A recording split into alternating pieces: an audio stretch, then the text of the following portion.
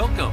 I'm Doug Morgan, and you're listening to Uncommon Sense, where we hunt for the truth in the topics you're not supposed to talk about, Christianity and politics.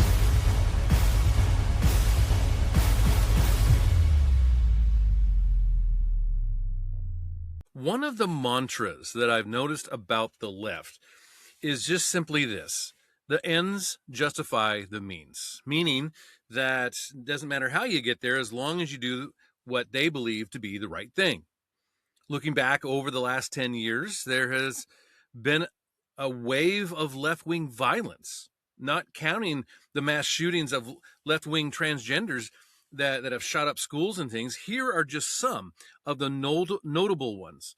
In 2017, the shooting of Republican lawmakers at a baseball practice in Virginia, critically injuring the House Majority Leader, Steve Scalise. In June of 2022, Nicholas John Roski, now identifying himself as Sophie Roski, by the way, traveled from California to Judge Kavanaugh's Maryland home armed with a Glock pistol, ammunition, knife, zip ties, pepper spray, burglary tools, and said that he was there to kill the judge. 2024, two assassination attempts. Yes, two assassination attempts on Donald Trump, including the July 2024 shooting in Butler, Pennsylvania, and a later apparent attempt in West Palm Beach, Florida. Just last year, 2025, an arson attack at Pennsylvania Governor Josh Shapiro's home. Obviously, it was an anti-Semitic attack. 2025, assassination of the conservative activist Charlie Kirk. And just the other day, the assassination attempt on Donald Trump. In fact, here is the manifesto of Cole Allen. He's the one that tried to assassinate Donald Trump. And here's what he says in his manifesto. I'm going to read the manifesto in its entirety. It says, "Hello, everybody. So I may have given a lot of people a surprise today. Let me start off by apologizing to everyone whose trust I abused. I apologize to my parents for saying I had an interview without specifying it was the most wanted. I apologize to my colleagues and students for saying I had a personal emergency. By the time anyone reads this, I probably most certainly do need to go to the ER, but can hardly call that not a self-inflicted status. I apologize to all the people I traveled next to, all the workers who handled my luggage, and all the other non-targeted people at the hotel who I put in danger simply by being near.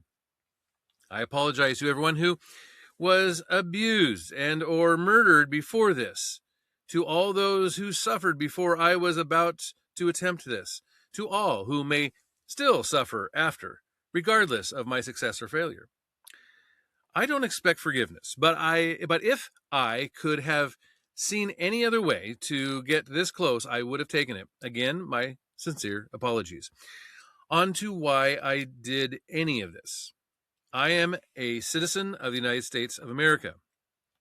What my representatives do reflects on me, and I am no longer willing to permit a pedophile, rapist, and traitor to coat my hands with his crimes.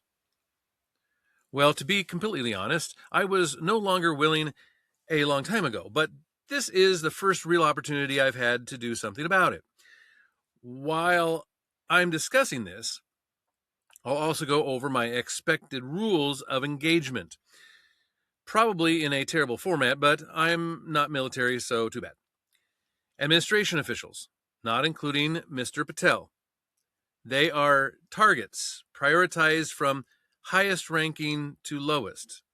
Secret Service, they are targets only if necessary and to be incapacitated, not lethally if possible. AKA, I hope they're wearing body armor because center mass with gunshots messes up people who aren't. Hotel security, not targets if at all possible.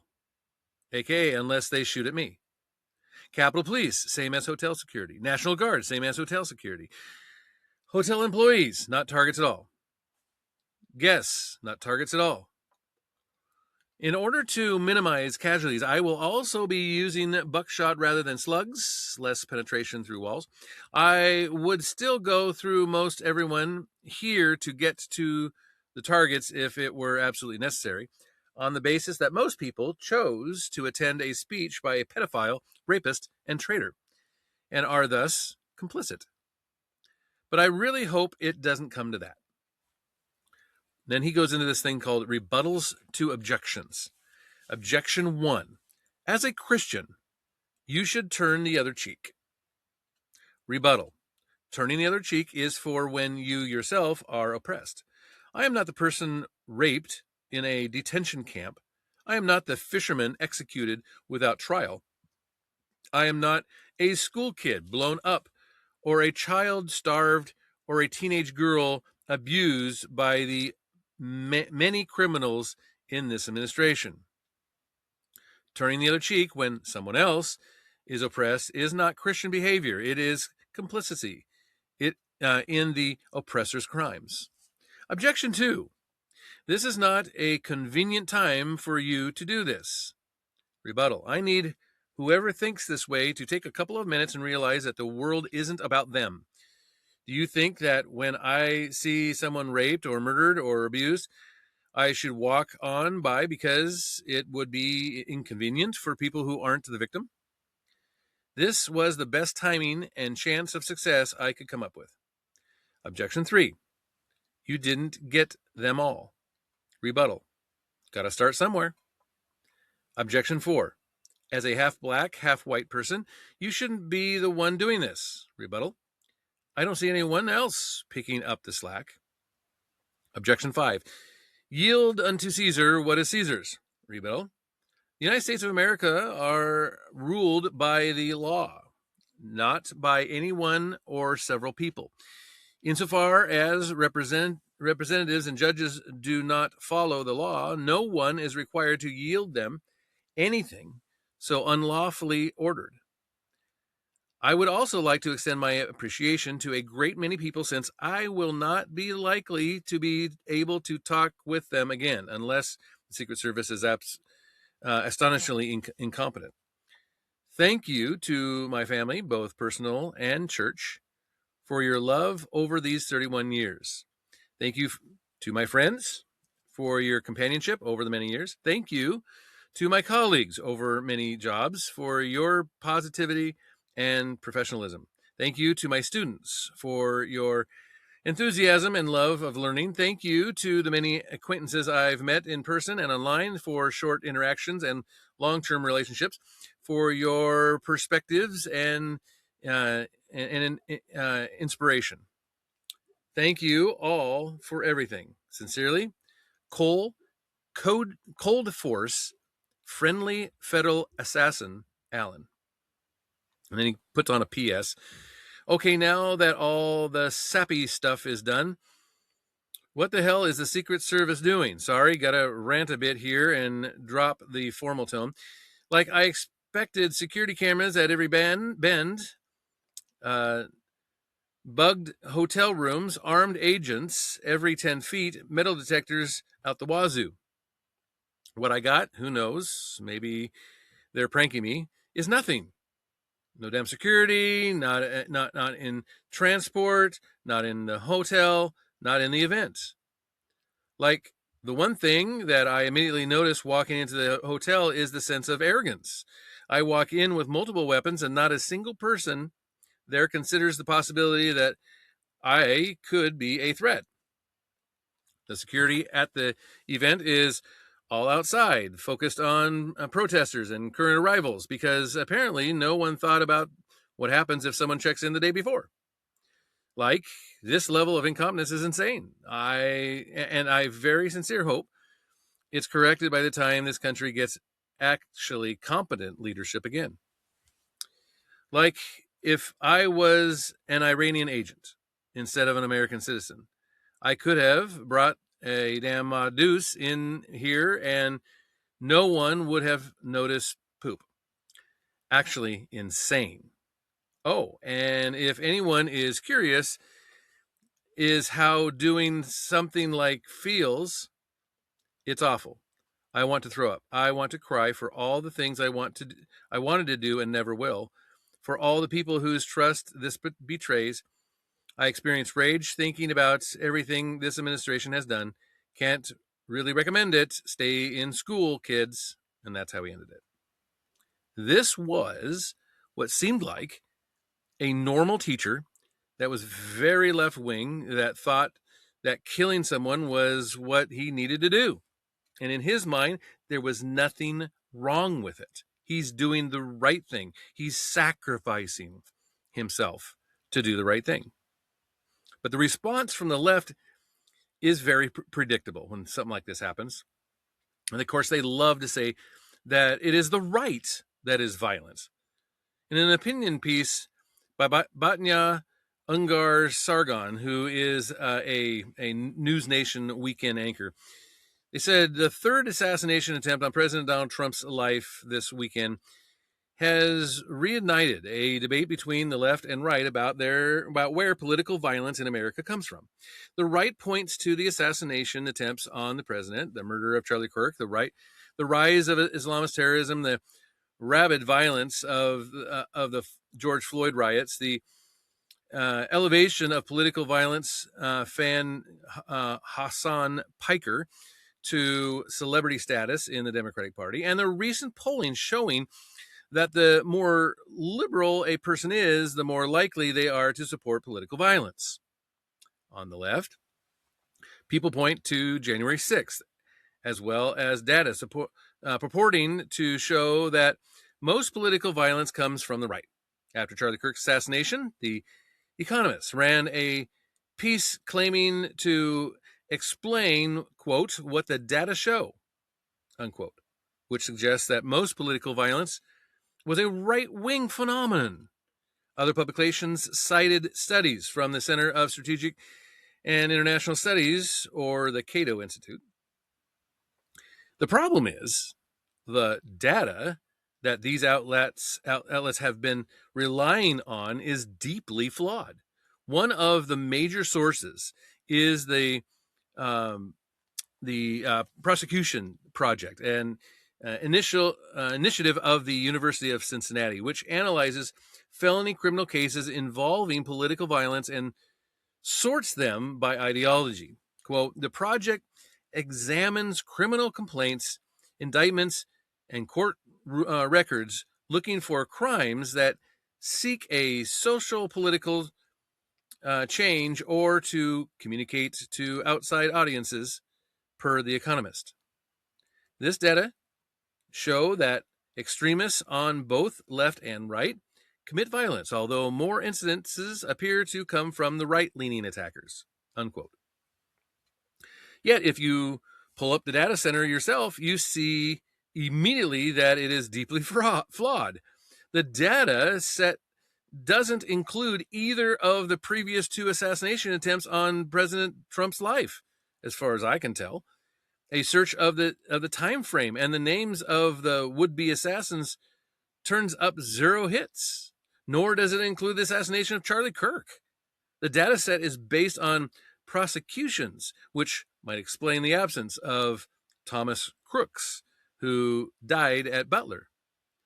But what explains the absence of Trump's other would-be assassin, Ryan Wesley Routh, or Tyler Robinson, who killed Charlie Kirk? I don't know.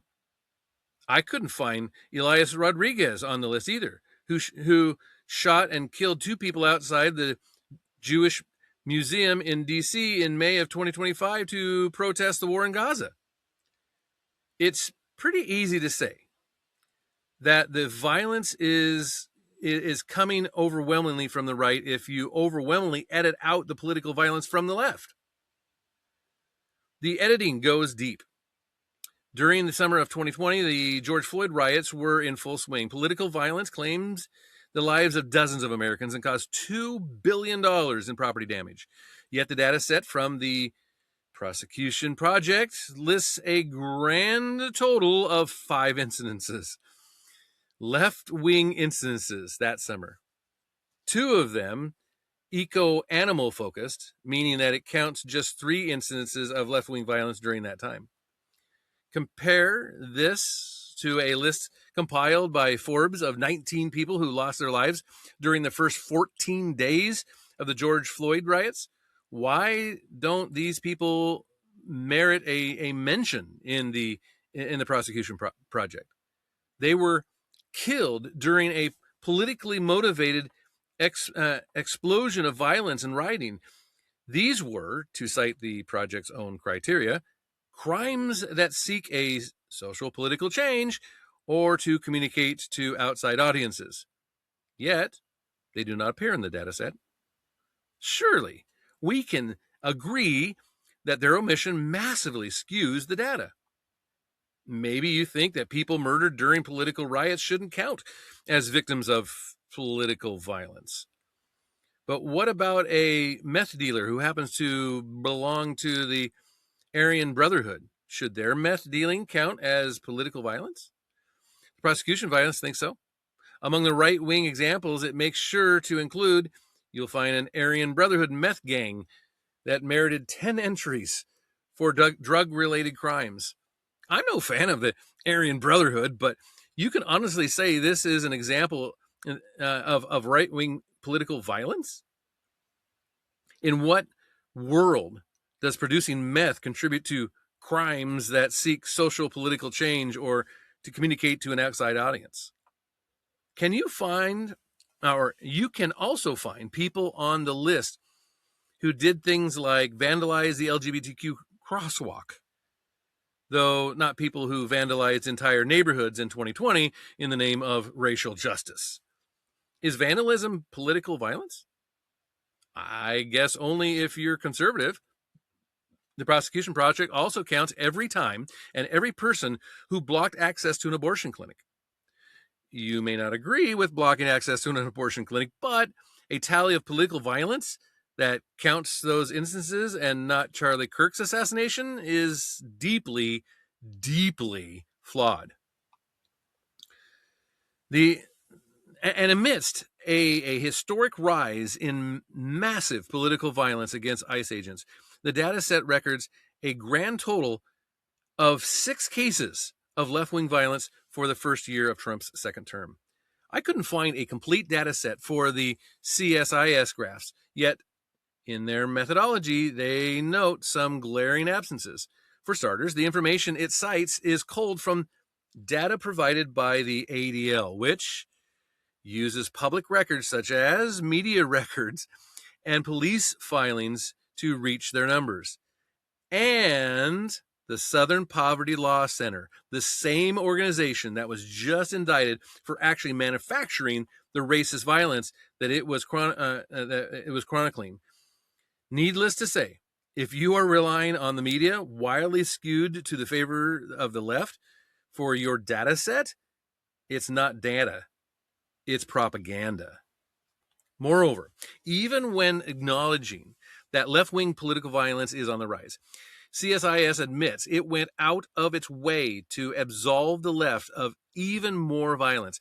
In a recent report, it excluded pro-Palestinian terrorism from the left, reclassifying it as ethno-nationalist incidences rather than left-wing ones, despite the Palestinian cause becoming the most important litmus test for belonging on the left these days. This is just a naked attempt to absolve the left of a signature issue because that issue inspires violence, and the people tallying up the crimes want the left to win. The report also excluded the massive anti-Tesla terrorism of last year, and it refused to include any of the anti-ICE political violence across the nation that we saw over the last year, arguing that these instances, quote, did not reach the level of violence, unquote, that satisfied their criteria. I just don't understand that. It is a textbook example of trying to change politics through acts of violence. This is far from an exhaustive list of the way the left cooks the books when it comes to its way of where political violence is coming from. Others have done a great job of showing the limitations of the Cato research, and suffice it to say, It's enough to make an honest broker truly suspicious of what they're seeing out there as data. The truth is obvious to anyone without an agenda. The bullets are only flying in one direction, and it's left to right. In fact, I will add in here that three clips, and these are three teachers. Okay, so Cole Allen was a teacher.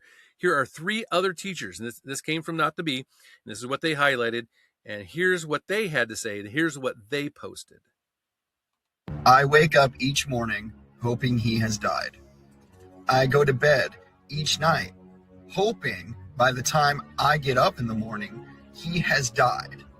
I'm fully convinced that we can't even begin to start fixing any of our problems until he has died. For the love of all things good, just fucking die. So sorry about that. It's family friendly, but that one got through. Here's another one. Here's somebody who is sad that President Trump didn't die. Man, there's been a few creators on here saying that like Friday or yesterday could have been the day. And then I wake up to that news, but not that news. We're going to have to pay really close attention to what they're trying to actually distract us from. And here's one more teacher. I just saw a video about what this girl's going to do when it finally happens and like her wishes for when it happens. Like she was like, I really, really hope that it happens during the day. She's like, however, that would be really great if it happened at night and you like woke up in the morning and like, what a great way to start the day. I want it to happen like on a regular schmegular day, right? On a Tuesday. And I just randomly want to hear that it happened and then like go outside and everybody in unison is singing No One Mourns the Wicked, except there is no Glinda being like oh, no one mourns the wicked. No one is mourning the wicked. Not in my world, not in my fantasy. And that's what this is. And in my fantasy, it would have already happened, right? Instead, maybe it'll happen on Tuesday. I don't know. And if it does, then I'm a witch. But anyway, how do you want to find out? Like, what's your like ideal situation for when it finally happens? She even has the liberal eyes, believe it or not. But yet there is a reason why these things keep happening. The violence from the left to the right. There is a reason. And Chloe Trapanato did an opinion piece. I really thought this was good. And she said, try as I might, I occasionally get sucked into the online dooms scroll. And recently, I've been genuinely rattled by the pure hatred people carry for me on the internet. Not me as an individual, but my entire perceived identity. I am Republican. Therefore, I am an evil, worthless, unlovable person. Obviously, this is evidence in the way that we are discussed online. So take applesauce.eater37. He posted a video of him and his friend with the caption, when me and my Republican bro both interested in the Latina, so I asked him who he voted for again. In slow motion, the song Hemorrhage playing in the background, the liberal, less attractive male gets the girl and walks away with the Latina looking back in disgust at the morally depraved Republican. 689,000 likes, 10 million views. A comment section turned Republican roast sesh. Like things like this, quote, why do you have a Republican friend in the first place? No one smart is attracted to Republicans. Let's normalize this because I don't want to date a guy who doesn't care about women or anyone other than themselves. Who is a Republican bro anymore? No more tolerance. Republican friend? In the MAGA era of politics? Hell nah. I don't even have a Republican family today. They deride Republicans as inhuman, as you can see here, unworthy of friendship beyond saving, deplorable, anything you throw in there. In another video, a man with painted nails, by the way, explains that he left the Conservative Party and you should too. The comments that followed were this: men learning empathy is so funny. Oh, you so learned to critically think. You see, apparently Republicans lack empathy and the ability to critically think. This is coming from the same crowd that laughs when conservatives are shot, mourns when the bullet misses, and openly wishes for the next one to land. If we think critically about the irony there, we see that the party of supposed empathy and tolerance is often the most apathetic, and intolerant crowd in the room. I believe in this case, culture is the downstream from politics, and our politicians have been stripping Republicans of their humanity for years, all so they can never have to engage with our arguments, our policies, or just us in general. When Hillary Clinton called us deplorables, when Hakeem Jeffries says our policies are violent, when Joe Biden called MAGA Republicans semi-fascists, when too many of the mainstream left repeatedly call Trump supporters Nazis, they are just delegitimizing us, stripping us of human virtue, belittling us, so that when we are harmed, it registers as a net positive. Nazis taken out. Good. If our leaders are telling voters and constituents that the most powerful man in the world is a pedophile, a rapist, and a traitor, and his followers are child-harming, women-hating, country-loathing sympathizers, well, the culture will quickly turn against Republicans, who make up about half the country. Where that stream turns into a waterfall is online. Hateful, polarizing, emotionally charged rhetoric is promoted and pushed algorithmically much farther than neutral language on social media. And who consumes most of that content? Young people. They are first taught that it is necessary to hurt or kill those who are preventing social change. In fact, it is morally obligatory. And then they are taught that Republicans are evil. So take out the evil and you are good. This is reflected in the data. Politicians, pop culture, and online creators have spent years insisting corporations are evil and capitalism is to blame for everything. Conservatives are morally bankrupt and Christianity is useless. The old moral code, the 10 Commandments we inherited from Judaism and Christianity, disappears. Suddenly, capitalists deserve to die. 40% of Americans with graduate and professional degrees now say violence is often necessary to create social change. 40%. 40% of Gen Z said the murder of the United Healthcare CEO was acceptable. And 22% of liberals under 44 say it's okay to feel happy when political opponents dies. When you strip certain people of their morality, throw the entire moral it throws the moral compass out of the window, and then argue that in your shiny new worldview, violence is good, if it aimed at the bad, then it is okay to kill Republicans. In fact, it is encouraged. We saw this in the manifesto of Trump's most recent alleged assassin, Cole Allen, a normal, nerdy Democrat radicalized by MS Now and CNN and Blue Sky, who decided it was his moral duty to kill the president. He was doing us a favor. The other problem is that many on the left have no higher power reeling them in, hitting the pause button, or telling them no. They answer to no one but themselves, and they've decided we are beneath contempt.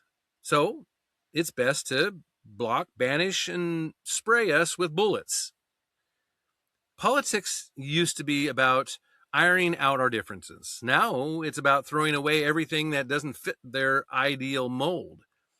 The only way for them to see us as human again, or even worthy of life, is a return to faith and a shared moral code. Thou shalt not murder, steal, bear false witness, covet, or dishonor your parents. You know, the 10 Commandments. Pretty solid rule of thumb. Will the left accept it? Will they see us as created in the image of God, just like they are? Or are we too egregious beyond reckoning?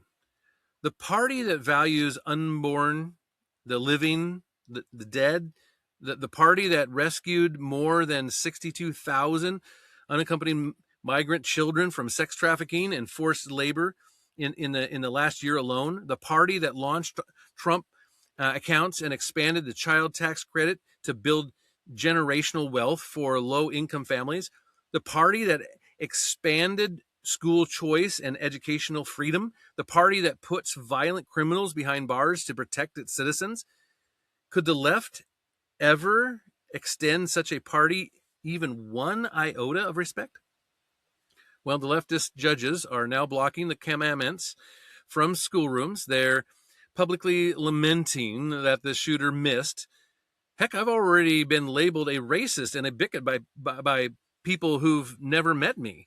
So no, I don't think they're coming around anytime soon. I suspect they would celebrate my death on Instagram and the comment section would cheer. I think she's right. And when you don't have a relationship with Christ, your moral compass is often skewed. Things such as murder are okay to them if it is the right person for the right reason. I would love to hear what you think on it. Of course, you can always do that at uncommonsensepodcast.com. Thank you very much for listening. This podcast is a production of Organite Communications.